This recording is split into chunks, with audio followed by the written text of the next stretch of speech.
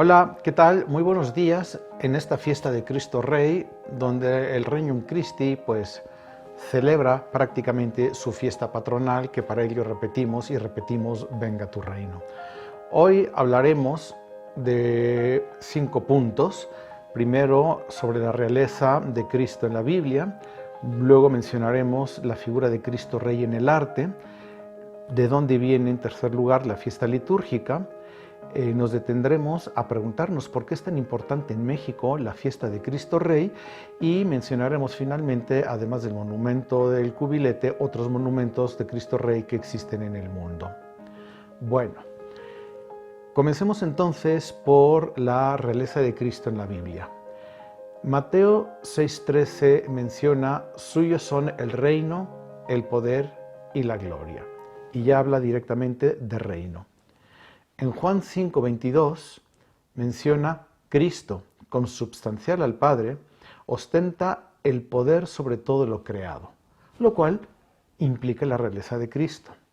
Pero quizá el punto más importante para poder justificar el título de rey que le damos a Cristo lo encontramos humanamente, no como parte de la revelación, en el títulos que pusieron sobre la cruz. Es decir, sobre la cabeza de Cristo estaba escrito Jesus Nazarenus Rex Judeorum, en 3 idiomas: en hebreo, por ser la lengua local; en griego, por ser la lengua común esa parte del imperio; y en latín, que es como lo mencioné, por ser la lengua oficial del imperio.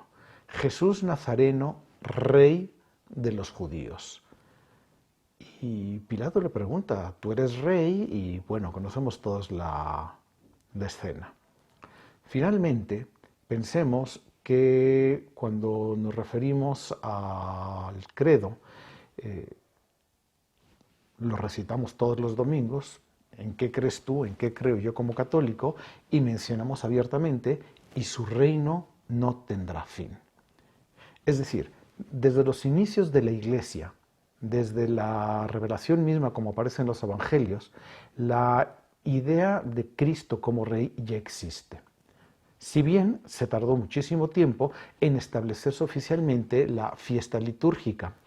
La celebración fue establecida originariamente como fiesta de Cristo Rey por el Papa Pío XI el 11 de diciembre de 1925.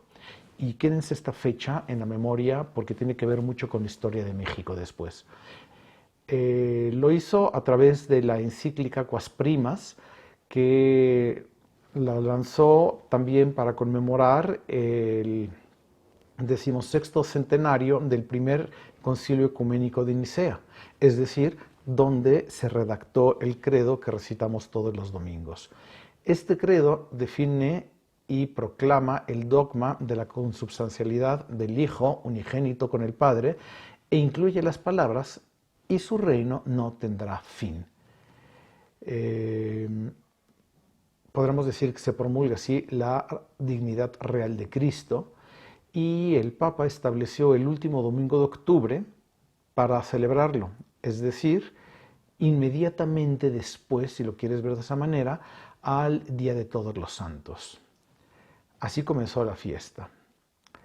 He pasado hace un momento una imagen de un Cristo que quizá no estamos acostumbrados a verlo de esa manera, porque está vestido. Es románico y se conoce como la Majestat de Batlló. Batlló porque era el dueño del Cristo, que ya después lo donó al Museo Nacional de Arte de Cataluña. Esta es una imagen de madera policromada del siglo XII y representa a Cristo crucificado en lo que se conoce como una majestad. Es un Cristo triunfante. Estrictamente hablando, no tiene actitud o rostro o rastro de sufrimiento, que es equivalente a la imagen que presento en este momento, que representa il Santo Volto, la Santa Faz, que es otro crucifijo de madera más o menos de la época. Este es del siglo anterior, llegó a ser famoso, llegó a ser popular en toda Europa, y también responde a la misma idea de una majestad románica, Actualmente se encuentra en la Catedral de San Martino, en la ciudad de Lucca, y si te fijas, también está vestido en la talla original. En esta imagen además viene revestido con telas y con brocados dorados y trae puesta una corona. Es decir, ya desde la tradición popular antigua se representaba este Cristo crucificado pero vestido. Se ha retomado en el arte contemporáneo y muchas veces se le viste como sacerdote.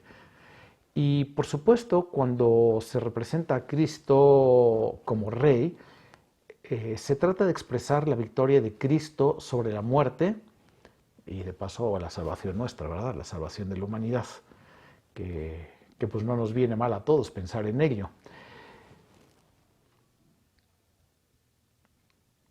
Cristo en majestad es Cristo vestido de rey, muchas veces con corona, sin marca de sufrimiento, y es propio del románico. Cuando pasemos al gótico, estaremos dando ya paso hacia la humanización de Cristo, producto del Cuarto Concilio Lateranense, que es donde se establece definitivamente el dogma de la Eucaristía que entendemos por la Eucaristía, la transubstanciación. Y entonces la Iglesia va a pasar de este momento de centrarnos en la divinidad de Cristo, sin ignorar su humanidad, a centrarnos más en la humanidad de Cristo, obviamente sin olvidar su divinidad. Aquí hay una imagen del famosísimo Cristo que movió sus labios y le habló a San Francisco. Este es un Cristo en majestad y podremos decir, no es un Cristo sufriente. Ya está pasando del románico al gótico, ya no está revestido, trae solamente el paño de pureza, que sería el nombre técnico, pero es un Cristo que no vemos sufrir. Podremos decir que parece un Cristo resucitado y la cruz en realidad es su trono. Y aquí tendríamos otra imagen del arte antes, obviamente, de que se decrete la fiesta en cuanto tal, donde podemos ver a Cristo con regalía, con todos los símbolos propios de un gobernante, que aquí curiosamente parece que fuera un papa, es decir, trae la tiara, la triple corona, es de los óleos más antiguos de la historia. El óleo parece que lo inventó como técnica de pintura Jan van Eyck, y suyo es esta obra de 1432, es la parte central y superior del Políptico de Gante, y aquí vemos a Cristo representado, pues no sabemos si como papa o como rey o como papa rey, si tú lo prefieres. Incluso a sus pies hay una corona, y lo más interesante es la inscripción del arco sobre el Cristo, que dice Hic est Deus potentissimus propter divinam majestatem suam. Es decir, este es Dios Todopoderoso, este es Dios Todopoderoso por su divina majestad. Y obviamente la corona que está en el piso evoca el dominio de Dios sobre el mundo. Hablemos entonces ya de la fiesta litúrgica, que como mencionamos hace un momento, fue instituida por el Papa Pío XI en 1925 al constituir esta fiesta de Cristo Rey en encíclica Quam Primas. La fiesta y después la imagen guarda muchísima relación con la devoción al Sagrado Corazón de Jesús. Por eso la imagen que presento ya es muy moderna, ya es de estas mezclas raras que hacen en internet, como con copy-paste, etc. Pero tú ves la figura de Cristo como Sagrado Corazón, con el Sagrado Corazón en su centro, y pues es una devoción que supongo que todos conocemos, espero que practiquemos también con la promesa de los primeros viernes de mes, etcétera, que se aparece a Santa María Margarita de Alacoque y le habla de su tristeza, sobre todo de los agrarios abandonados, de los malos ejemplos de muchos sacerdotes, etcétera. Todo lo ve Santa Margarita con su director espiritual, otro santo, Claude de la Colombière, y pues esta devoción, que es como de las últimas revelaciones particulares fuertes de Cristo, la retoma el Santo Padre para mezclarla con la realeza de Cristo.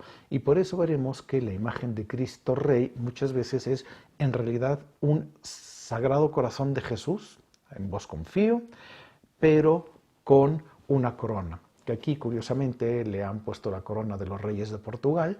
No sé quién habrá hecho esta mezcla, pero reconoces que las dos cruces que trae puestas la corona son la Orden de Cristo, que también la Santa Sede la utiliza, y en principio es la orden más importante de la Santa Sede, la Orden de Cristo. Y pues bueno, ponerle la corona con la Orden de Cristo a Cristo Rey es simpática la idea, pero podríamos decir, y es una manifestación del arte contemporáneo. Después de Pío XI, en 1925, Papa Paulo VI prefirió retomar la fiesta y la pasó el último domingo del año litúrgico. Y esto es un dato bien interesante, porque si tú te has fijado, la liturgia de los últimos domingos ya es un tanto apocalíptica, ya se refiere a los últimos días. Y poner la fiesta precisamente al final del año litúrgico nos habla también de un posible futuro juicio final. Si tú piensas en el juicio final de Miguel Ángel, Cristo está actuando como un rey poderoso que incluso viene a juzgar. Y como nos dijo la lectura del penúltimo domingo, de hace 2 domingos, digamos, abiertamente aparece ya desde el Antiguo Testamento esta idea de que vamos a separar a los justos para el premio eterno y a los que no fueron justos, digamos, al castigo eterno. Y entonces podemos imaginar Cristo Rey también como Cristo Juez, en cierto sentido parecido a la antigua figura del Pantocrátor del arte bizantino. Y lanzo la pregunta que dije desde el inicio: ¿y por qué la fiesta es tan importante en México? Parecería que México y Polonia son los países que más énfasis le dan a esta fiesta. Polonia, gracias a la figura de Juan Pablo II, cuando todavía era obispo en Cracovia, Karol Wojtyła, que incluso el canto que mencionaremos a futuro lo tradujo al polaco y con la misma música también se cantaría. 1925, que es la fecha en que Pío XI decreta la fiesta, es 2 años antes del inicio de la Guerra Cristera en México. La Guerra Cristera, que fue uno de los momentos que la historia oficial ha querido ignorar y que los católicos hemos conservado dentro de la tradición familiar y dentro del conocimiento popular, y estoy seguro que varios de ustedes tendrán historias familiares que saben que tu abuelo, que tu bisabuelo, que la tía, que estuvo metida, que escondía armas, cosas por el estilo. Es decir, un gobierno que quería ya eliminar de alguna manera la iglesia, que incluso se inventó una iglesia nacional mexicana para contrarrestar, y los obispos creyeron oportuno cerrar el culto público para que no se hiciera más tensa la cosa. Y la respuesta del pueblo, particularmente en el Bajío y en Jalisco, parte de Michoacán, fueron las partes donde más fuerte fue esta guerra cristera, pues decidieron levantarse en armas para defender lo propio. Y aquí tenemos uno de los problemas. Podemos aceptar la guerra es justa, no es justa, y se acaba de hacer esta fiesta y pues estos cristeros se llamaron cristeros precisamente por tomar la figura de Cristo Rey, e incluso el grito de ¡Viva Cristo Rey! Fue popularizado totalmente por los cristeros como una aclamación de decir, soy católico, quiero seguir católico, y pues no me parece que no podamos practicar la religión, y se produjeron muchos mártires. Esta imagen que he puesto es una vidriera modernísima, es como un retablo vitral en el Santuario de los Santos Mártires de Cristo Rey en Tlaquepaque, ya conurbado a la ciudad de Guadalajara, y que tiene la intención de ser, después de la Basílica de Guadalupe y del Monumento a Cristo Rey como el tercer punto de reunión de los católicos en México, y pues parece que lo van logrando. A la fecha han sido reconocidos por la Iglesia Católica 26 santos y 24 beatos mexicanos y mexicanas, entre misioneros del Japón, entre otros, por ejemplo, San Felipe de Jesús. Pero México y sus mártires de la persecución religiosa del siglo pasado, pues están más que representados aquí. Incluso en esta imagen que presento ahora en torno a la Virgen de Guadalupe, pues vemos algunos de estos mártires y entenderemos cómo es que se vivía la fiesta, cómo se entendía. Hago una pausa para presentar el canto modernísimo que empleamos tanto además en el Requiem Christi sobre Cristo Rey, para entenderlo y ver algunas imágenes de esta película sobre la cristiada, que espero nos ayuden un poco a contextualizar lo que diré más adelante. ¡Que viva Cristo Rey! ¡Que viva Cristo Rey!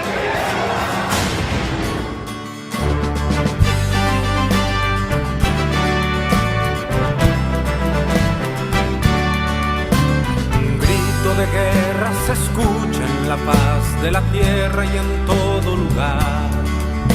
Los prestos guerreros empuñan su espada y se enlistan para pelear. Para eso han sido entrenados, defenderán la verdad y no les será arrebatado el fuego que en su sangre está. ¡Viva Cristo Rey! ¡Viva Cristo Rey! El grito de guerra que enciende la tierra. Soberano Señor, nuestro capitán y campeón, pelear por Él es todo un honor.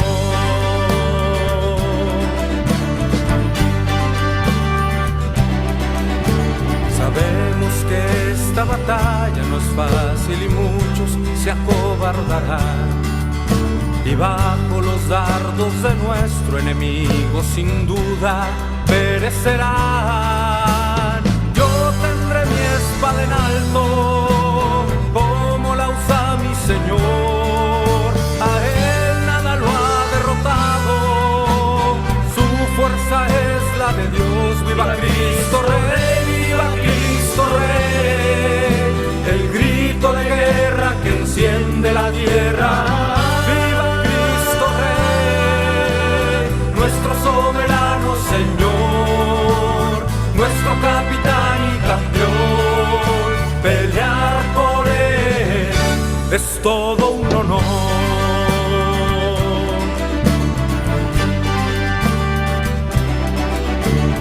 No conocemos mayor alegría, no existe más honroso afán que con mis hermanos estar en la línea y juntos la vida entregar. A Él que merece la gloria y nos reclutó por amor.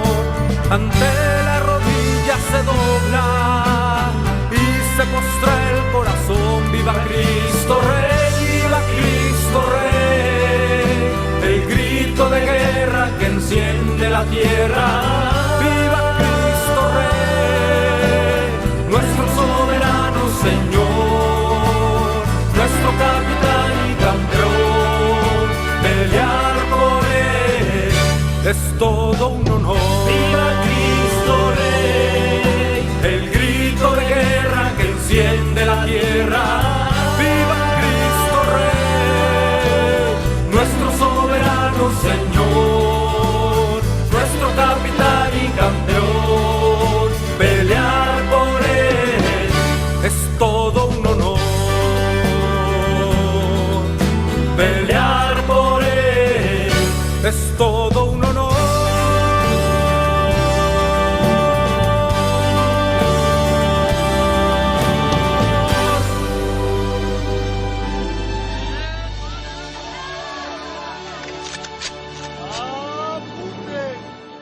¡Viva Cristo Rey! Analicemos pues las fechas. La fiesta se instituye en 1925 y la guerra cristera va de 1927 a 1929. Era una cuestión muy reciente. Y la verdad es que somos una nación católica. Culturalmente, y yo esperaría que también sinceramente católicos. Y más en esos años. Prácticamente el 96% de los mexicanos se declaraba católico y el otro 4% estaría repartido pues entre las colonias extranjeras, que habría luteranos, calvinistas, quizá ateos y los masones, etc. Pero el resto del mundo era católico y con una cultura que se vivía a flor de piel. Un poco como sucede en Semana Santa cuando vas a los pueblos y todo el pueblo sigue saliendo a la procesión, etc.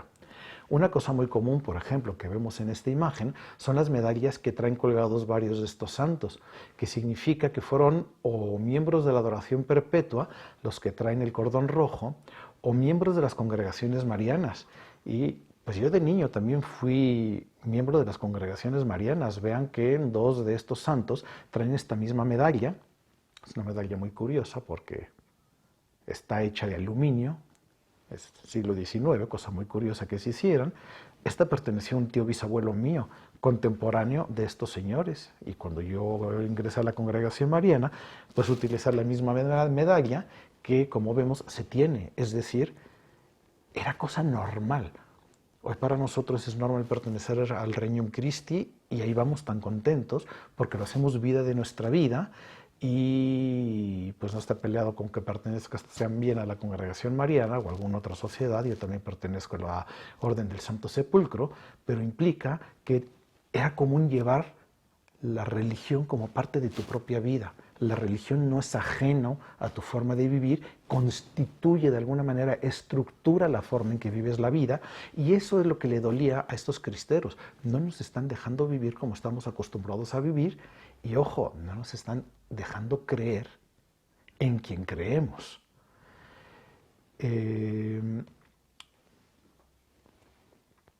Vemos un botón de muestra muy curioso. En la fotografía es una fotografía ya mayor de mi bisabuelo, se llamaba José Natividad Macías. Él estaba metidísimo en el gobierno, pero que digamos que dentro de los políticos era el más ajeno a la persecución religiosa. A él le pidió Venustiano Carranza que reuniera a todo el grupo que conformó el Colegio de los Constituyentes. Él convocó a todos los que participaron, le tocó organizar, digamos, la nueva Constitución, que es bastante anticatólica en ciertas partes, sobre todo en el rumbo de la educación, etc. Y aún así, dentro del grupo de los constituyentes era el más, llamémosle, conservador, tanto que se ganó un apodo entre ellos y le decían el cura. Dentro de su historia, pues resulta que él sí había estado en el seminario, eso le había dado algo de formación, digámoslo de esa manera, y después estudió Derecho, llegó a ser el abogado personal de don Porfirio y era amigo personal de Carranza, y por eso Carranza le pidió lo de la Constitución. Ahora bien, él tenía una hacienda, es una especie de triángulo entre Guanajuato, Silao y León. La hacienda se llama Chichimequillas y casualmente es el centro geográfico del país.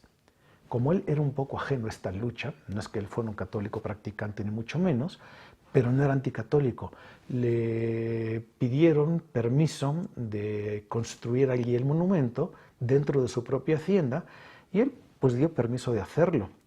De hecho, todavía hasta hace 20 años, mi tía Carmen, hermana de mi padre, era la dueña oficial del terreno y por ende del monumento.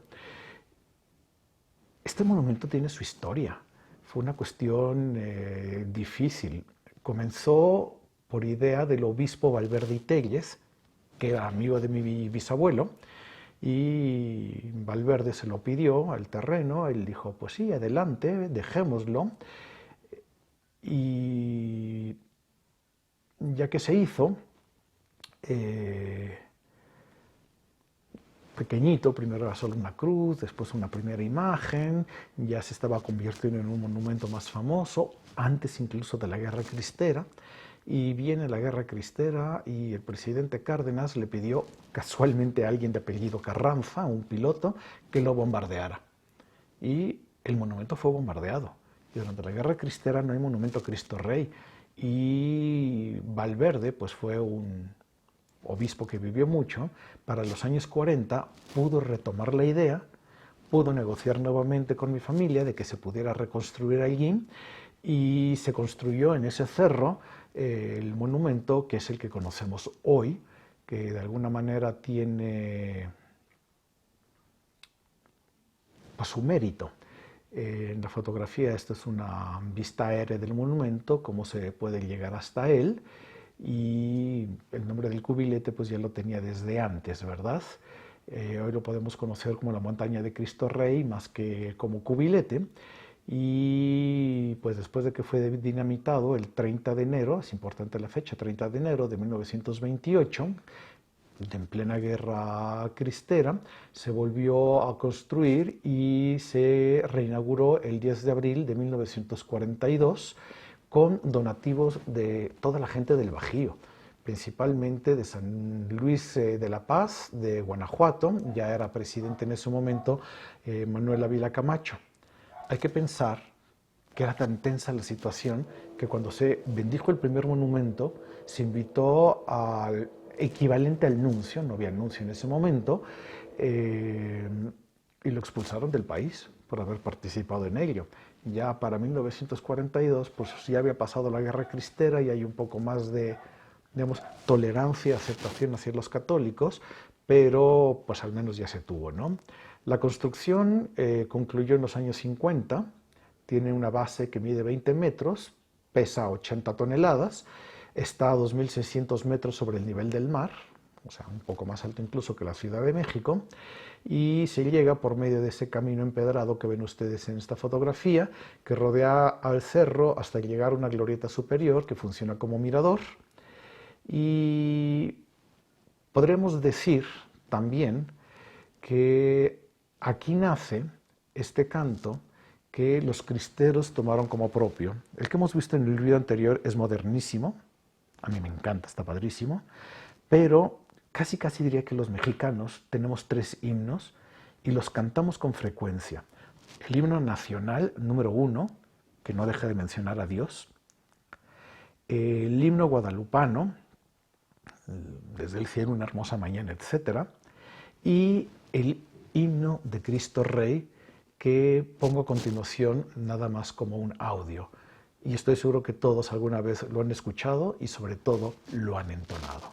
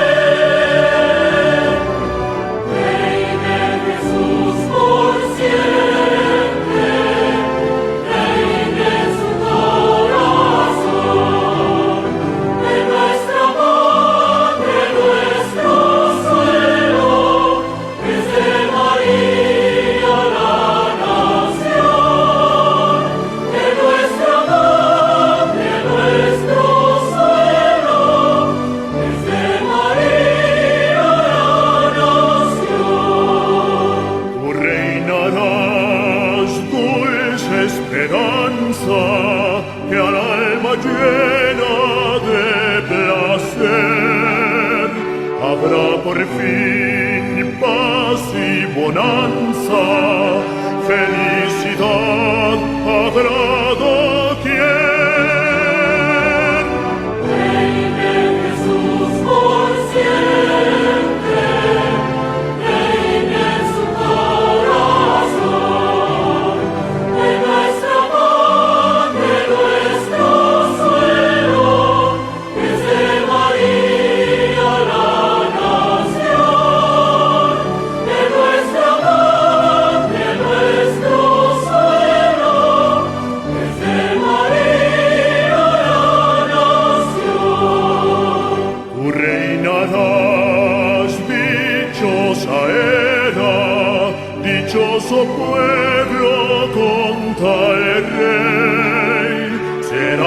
cruz nuestra bandera y tu evangelio nuestra ley.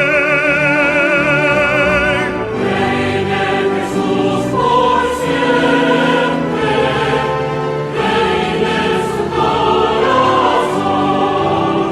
en nuestra patria, en nuestro suelo, desde María la nación, en nuestra patria, en nuestro suelo, desde María la nación.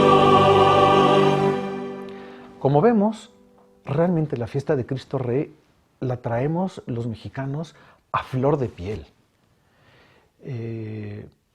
Hemos ido al cubilete, hemos visto imágenes de Cristo Rey, hemos cantado este himno cada vez que es el fin del año litúrgico y particularmente para nosotros, miembros del Regnum Christi, podríamos decir es nuestra fiesta titular.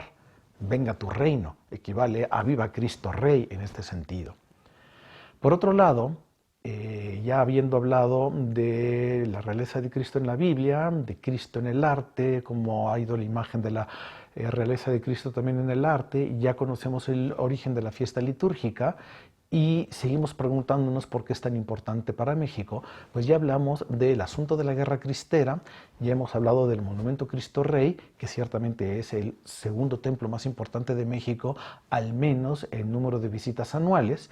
Y pues, ¿qué más ocurre en la cultura popular? Tienen aquí la imagen del Cristo Rey con una peregrinación. La saqué al azar de internet, me parece que es de Agustino Recoletos.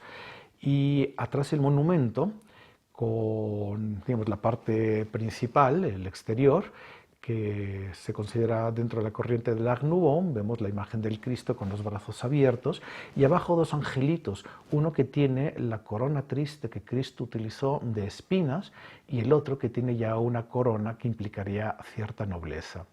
Así como dato curioso, después de las cruzadas, Godofredo de Bouillon, que es el que dirigía la primera cruzada y que va a ser rey, el primer rey de Jerusalén, del reino latino de Jerusalén, nunca quiso ser coronado. Y él dijo, es que ¿cómo voy a recibir yo una corona de oro en la ciudad donde mi Señor recibió una corona de espinas? Aquí tenemos ambas coronas que le son ofrecidas al Cristo por este par de angelillos. La luz al interior del templo entra por estas ventanitas que son todas cubiertas con tecali, que es como llamamos el ónix en México, y es igual que las capillas que utiliza tanto la Legión de Cristo en sus capillas como la que tenemos en la Náhuac, etc. Es una expresión muy mexicana, podríamos decir. Cada 5 de enero, para hablar de la cultura popular ya, se realiza una misa en el patio de esta iglesia, donde se ha tomado esta fotografía, donde suelen acudir miles y miles de caballeros. Caballeros me refiero a señores a caballo, que van cabalgadores con sus estandartes. Es impresionante verla, puedes buscar fotografías, puedes buscar vídeos en YouTube, de ver cómo van subiendo por ese camino empinado que ya has visto, todos a caballo, todos con el estandarte. Iban representando los poblados cercanos, obviamente, y Silao el primero, que es el más cercano. Asimismo, también ahí se hace una representación de los Reyes Magos con el Niño Jesús. Cada domingo de octubre, por otro lado, el monumento de Cristo Rey es visitado por miles de peregrinos. Recordemos que la fiesta originalmente se celebraba el último domingo de octubre para caer en torno a Todos los Santos. Principalmente visitan el Cristo Rey grupos de León, de Irapuato, de Celaya, que son las ciudades más cercanas, pero también desde Ciudad de México, Michoacán, Jalisco, Aguascalientes, Querétaro, Hidalgo, Zacatecas, el Estado de México, Tlaxcala y Puebla. Son las principales peregrinaciones anuales que se organizan para visitar el monumento de Cristo Rey. Para trasladarse a este impresionante lugar, obviamente, se sigue este camino empedrado que habíamos mencionado antes, ya estás en el mirador, y pues puedes entrar incluso a conocer el interior del templo, que tiene también una gran corona de espinas en la parte, digamos, como del deambulatorio, y un altar también con base redonda. Es interesante conocerlo. Obviamente, además de Cristo Rey en el cubilete, pues hay otros monumentos a Cristo Rey, tanto en México como en el resto del mundo. La imagen que te presento en este momento tiene mucho que ver con el Regnum Christi, y si no lo conoces, pues casi terminando esta plática te vas a la villa, porque fueron miembros del Regnum Christi que ofrecieron este monumento, y actualmente hay una parte muy moderna con una Via Crucis antes de subir al cerrito, y ahí está esta imagen que, como vemos, nuevamente es un Sagrado Corazón, pero con símbolos de la realeza de Cristo, en este caso un cetro, además de la corona. También en México tenemos un lugar que se llama San Diego de Alejandría. Sobre la carretera de San Julián se encuentra otro santuario de los mártires en un lugar que se conoce como La Peñita, un monumento para honrar a los cristeros y donde se llevan a cabo misas. Y el 25 de noviembre, es decir, justo antes de la fiesta de Cristo Rey, se organizan desfiles con carros alegóricos y cabalgatas desde San Diego hasta La Peñita. Y aquí una imagen de ese templo del año 2000, cuando se estaba celebrando el jubileo, que como ven lo pusieron sobre la cúpula. Otro monumento en México es el que tenemos en el Cerro de Santa Apolonia, en Pachuca. Era 1940, ya había terminado la cristiada, y un grupo de unos 15 mineros trabajaban en la mina del Paricutín, y terminando su jornada quedaron atrapados. El malacate se atoró, no pudieron moverlo, y después de un tiempo le prometieron que si Cristo Rey los salvaba, y ven ustedes ya la devoción directa que tenía la gente, si Cristo Rey los salvaba, le harían un monumento. Después de esto se desatoró el malacate, encontraron la salida a la superficie, y durante casi 4 décadas hicieron intentos de construir, y la verdad decían, es que no nos queremos morir sin cumplir el voto. Finalmente pudieron, y el 6 de septiembre de 1988, en la parroquia de San Francisco, se organizó una procesión para llevar una cruz de madera de 4 metros de altura hasta este cerro de Santa Apolonia, donde se instaló y se celebró una misa. Los trabajos de edificación comenzaron el 14 de noviembre de 1988 y pues se buscó financiar el monumento, etcétera, hasta que el 17 de abril de 1996 fue inaugurado por el obispo de Tulancingo, que en ese momento era don Pedro Arandalías Muñoz. Pachuca no nos queda tan lejos para poder ir a conocer otro monumento a Cristo Rey en nuestro país. También tenemos otro más en Zaguayo, muy importante y que tiene mucho que ver también con los cristeros, porque este es el monumento a Cristo Rey, y en la parte de abajo del monumento está el santuario dedicado a José Sánchez del Río. José Sánchez del Río, que en cierto sentido es cercano también al movimiento Regnum Christi. Cuando pasé el vídeo hace un momento con el canto tan moderno de Viva Cristo Rey, pues el que comenzaba el vídeo es el chico que representa precisamente a José Sánchez del Río, que lleva también un estandarte. Él era de Zaguayo, fue bautizado en Zaguayo, y sus restos están precisamente abajo de este monumento dedicado a Cristo Rey en Zaguayo, que podríamos decir es otro templo que junta mucho la idea de Cristo Rey y de la cristiada. Pero obviamente el Papa lanza una fiesta para la Iglesia Universal, y si bien la respuesta en México fue fortísima, México no es el único país que reacciona. En la imagen es quizá la más conocida a nivel internacional de las imágenes de Cristo Rey. Lo conocemos a este como o Cristo Redentor o o Cristo do Corcovado.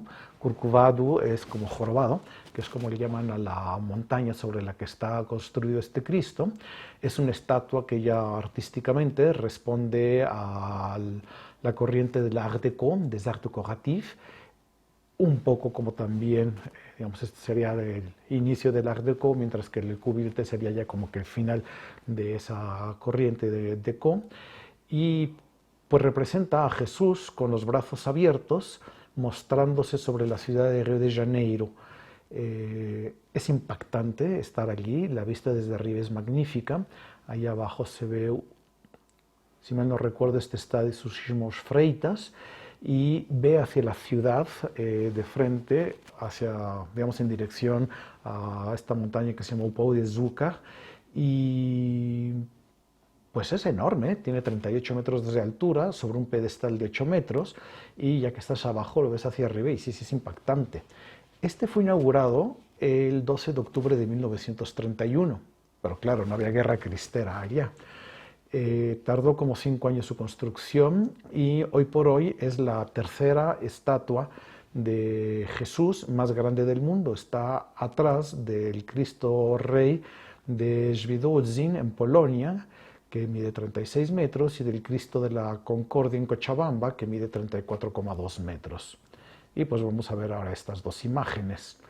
El Cristo de Cochabamba, o Cristo de la Concordia como se conoce, fue realizada obviamente por escultores y arquitectos cochabambinos, los hermanos César y Walter Terrazas Pardo, y la dirección de las obras, la construcción fue realizada por el arquitecto Mario Moscoso Villanueva con un equipo de trabajadores en recuerdo a la visita del Papa Juan Pablo II. Y qué importantes las visitas de los papas. Ya hemos visto hace un momento el vídeo de Papa Benedicto sobrevolando el Cristo del cubilete. Pues aquí tenemos un Cristo extra que se hace con motivo de la visita que ya fue de San Juan Pablo II. La obra se realizó por iniciativa de un dirigente obrero fabril que se llamaba Lucio López. Comenzó el 12 de julio de 1987 y se concluyó el 20 de noviembre de 1994. Para que no digan que Cristo Rey solo funciona en ámbitos latinos, porque todos somos muchos persinados, los mexicanos, los brasileiros muy religiosos, también hay monumentos a Cristo Rey en Portugal, en Pambral. Es muy famoso uno en España, que por cierto, durante la Guerra Civil, el ejército comunista lo fusiló, ese tipo de cuestiones. Pues vámonos a Suiza. Aquí tenemos la imagen del Cristo Rey de Laon, Statue du Christ des Rois de Laon, en Suiza, muy cerca de Châtelard, donde también la Legión de Cristo tiene una obra de apostolado. Y pues este Cristo que vemos celebraba el 19º centenario de la muerte de Cristo y está edificado en el cantón de Valais, en Suiza. Fue inaugurado el 22 de septiembre de 1935 y a la inauguración asistieron más de 4.000 personas del Valais. Quiere decir que también en Suiza sigue habiendo católicos. Digo, prueba de ello son los guardias suizos, obviamente. Pero podríamos decir, este es un Cristo contemporáneo al de Río de Janeiro. La colina del Châtelard está a 1.271 metros sobre el nivel del mar, domina toda la llanura del Ródano y, pues bien, tenemos una forma distinta también de representar la fe de los católicos en un ámbito cultural distinto. Y ya para terminar, pues esta es la estatua más grande y quizá también la más moderna dedicada a Cristo Rey en Świdocin, en Polonia. Y pues con esta imagen creo que podemos todos ya dedicarnos a vivir la fiesta, a conocer mejor la fiesta y pues juntos gritar ¡Viva Cristo Rey!